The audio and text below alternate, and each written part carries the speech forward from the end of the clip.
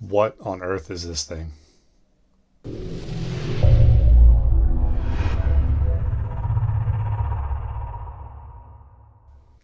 As the title says, this video is going to go over what exactly this is, as well as the progress I'm at with testing and development. This video is not really going to go over all the features and assembly. That's going to be when I get everything done and finalized. This is mainly an introduction to what this is and kind of give you guys a brief rundown of it. Let's jump right into the main question. What is this? Well, this is the MRK-19, which stands for Mag Relocation Kit. 19 is the overall length, as you can see.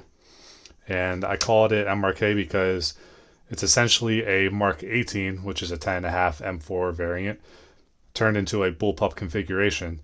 And this is about the same length as a P90, but you have all the features of your standard M4 platform. I know this isn't exactly a Mark 18, but it is a 10.5 inch barrel. So if we line up the mag wells here, you can see the barrels are pretty much aligned. But this is where the Bullpup shines, and all the extra length with your standard rifle is in the back here. The Bullpup, you shorten the whole gun by about 10 or so inches. So that's the benefit of the Bullpup. So you take a Mark 18 and you Bullpup it, and you end up with the MRK-19. Here's an MP7 for more size comparison. The stock's retracted on number 2 position. Obviously, if you collapse it all the way down, the thing can be pretty much a pistol. But we're talking about shouldering it like a rifle. If we line up the barrels over here, you can see the MP7's longer with a shorter inner barrel than the MRK-19, just to give you guys an idea compared to other SMGs. Out of all the guns on the market, I would compare this closest to the P90 because of the length and the maneuverability and the hand placement. It's just closest to that out of anything on the market right now. So if you like the P90, how that feels, this is going to be very familiar to you.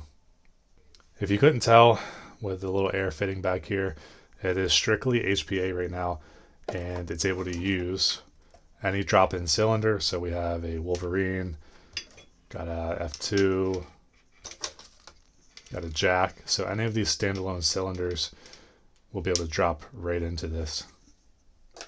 Unfortunately, units like the Kythera here or the Mancraft with the attached trigger mechanism will not work because the trigger has to be separated from the Bullpup, and I didn't want to make a weird linkage to activate it. So sorry, Kythera won't work right now, but you have plenty of other options. You can see the HPA engine sitting in the back here.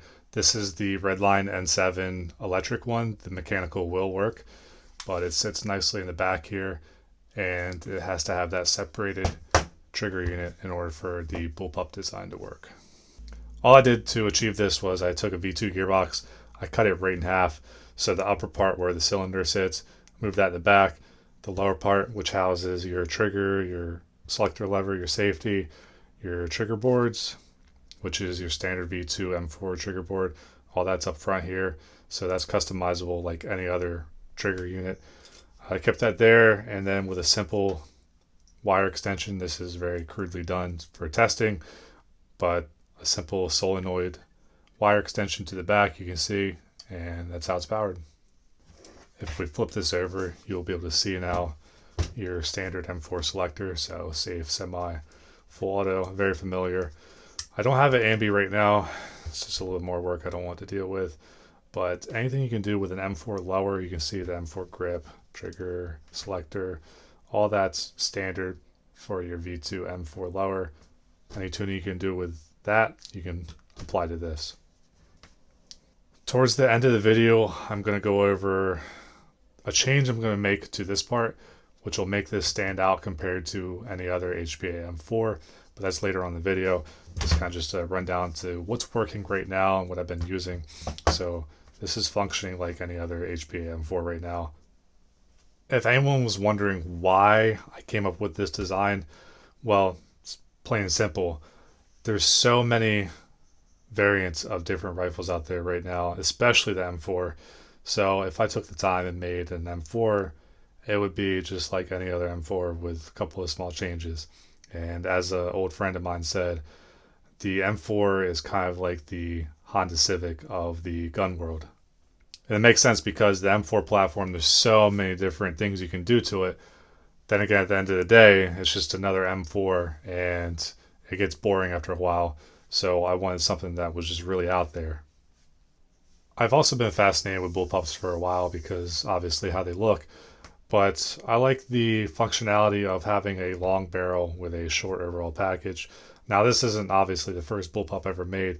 I mentioned the P90. You also have the FN2000, the Devoir, LED5, of course, the AUG, the FAMAS, Groza. There's just so many bullpups that have been made, but typically they have a couple of flaws, and I try to fix those flaws with this design here. The first flaw you usually see with bullpups, not always, but usually, is being able to customize them. So typically with a bullpup, what you see is what you get minus maybe like a top optic and possibly bottom. Other than that, you really can't do much to most of the bullpups out there, and this has changed that. Now this is still limited because of the design with like the fixed stock. A couple other things, you can't customize this as much as an M4, but it's a good middle ground between something you can't customize and something that's over the top. So you have your top rail, you have your 3, 6, and 9 M-lock. You can do whatever you want. Interchangeable barrels, interchangeable grips. The mag wells are actually going to be interchangeable. There's just enough you can do to this to make it your own.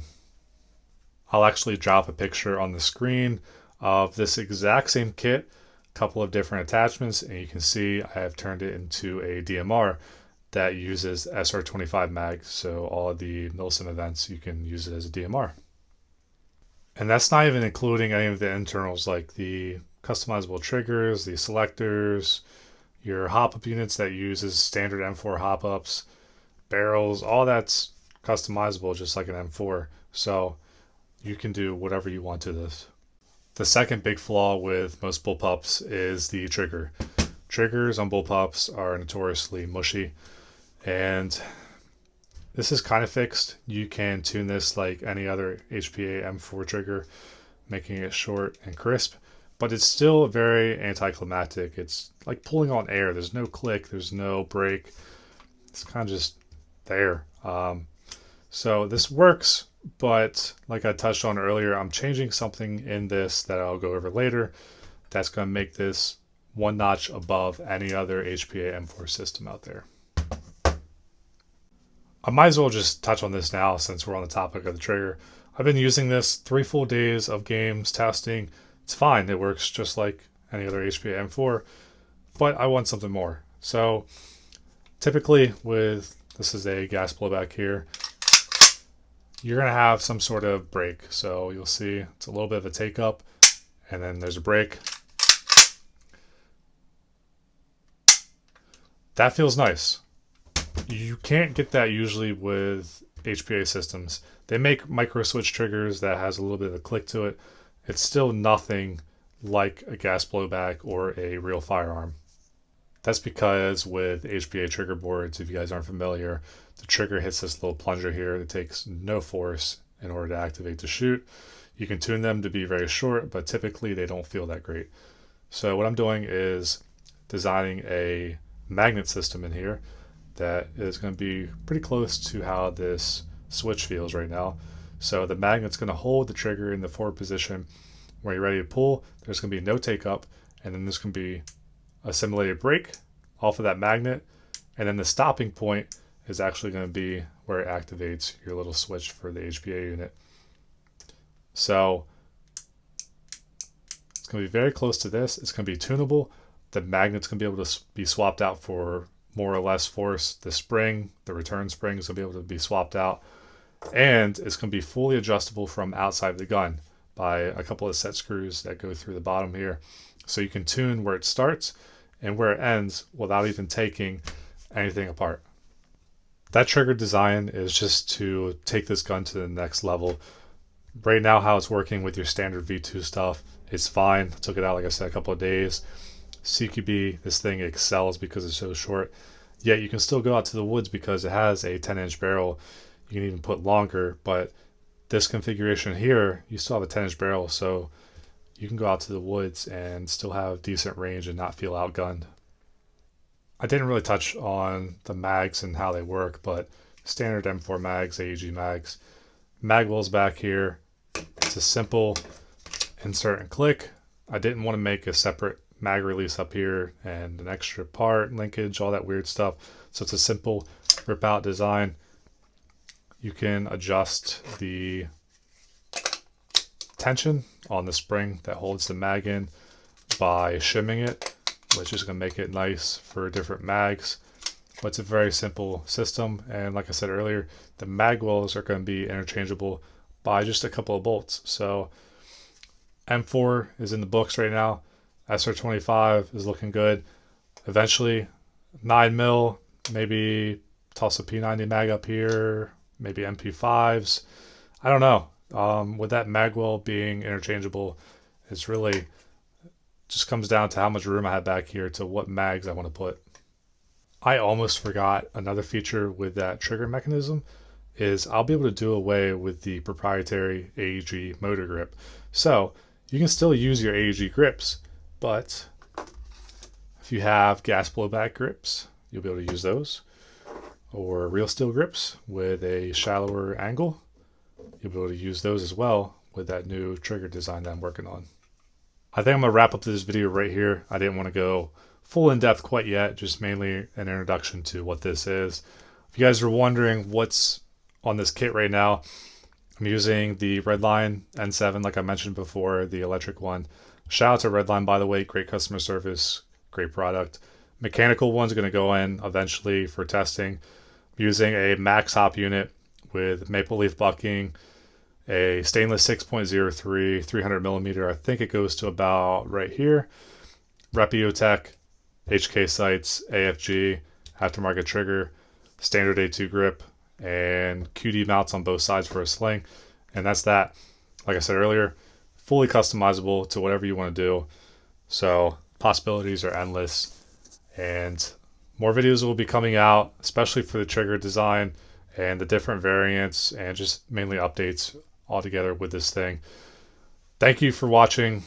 If you want to get up with me about questions on this thing, concerns, ideas, I'm always all ears. Shoot me a message on here, Instagram, anywhere you can find Airsoft Artistry. I'll be around. Get up with me. And thanks for watching. Peace out.